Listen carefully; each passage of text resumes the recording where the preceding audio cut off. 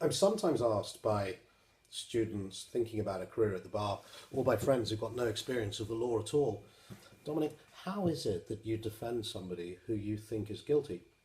And whenever I'm asked that question, I always tell the story of my first ever criminal trial. 20 odd years ago, I was sent down to Marylebone Magistrates Court to defend a man who was charged with stealing a frozen meal from Marks and Spencer's. And for me at the time, it was the most important thing that had happened in my life. And I remember being absolutely crestfallen when I saw the papers in the case, and they consisted of witness statements from four security guards, all of whom had said they saw, I can't remember his name now, Mr. Smith, walk down the frozen aisle at Marks and Spencer's, select a spaghetti carbonara, shove it down his trousers, adjust it because it was cold, I suppose, and uncomfortable, and walk out of the shop. Anyway, I got to Marylebone Magistrates Court and I said, is there a Mr. Smith here? And this guy came running up to me and he said, "Oi, Gov, you my brief?" And I said, yes, I am, Mr. Smith. And he said, "It's all a fit-up. The whole damn thing's a fit-up, mate." And I said, "Well, listen, Mr. Smith, if you plead guilty, there's a prospect that I can keep you out of prison." "Plead guilty," he said, "plead guilty. I'm going to fucking sack you and I'm going to get another barrister." And I thought, oh my God, I don't want to get in trouble on my first day. So I said, "Calm down, Mr. Smith, calm down. Don't worry. If you want a defence, I'll defend you as well as anybody," or whatever it was.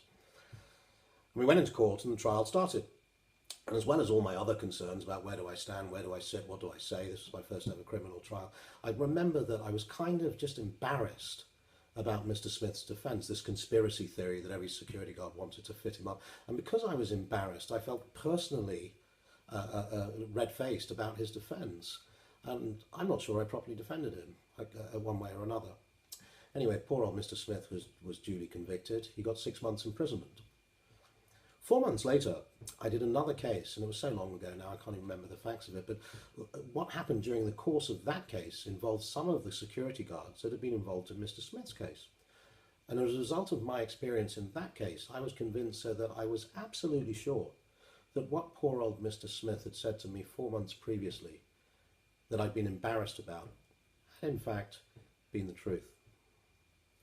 You see, we as defence advocates, as barristers, have no idea whether or not somebody is telling you the truth, whatever the evidence looks like. People lie for all sorts of reasons. People do things for motivations that we can only guess at. And our job as defence barristers is to represent everybody in exactly the same way, with exactly the same professionalism, with exactly the same determination, with exactly the same courage, and it does take courage sometimes, as if we were representing our loved ones, or as we'd want to be represented ourselves. Because our job as defence advocates is not to be the jury, not to decide who we want to defend and who we don't, because everybody's entitled to a defence, but just to assist a jury in coming to their own determination. And so that was a very, very early lesson for me to learn. And the answer to the question, how is it that you defend somebody who you think is guilty, is simply this: I have no idea who is guilty or not. And I do the same for everyone.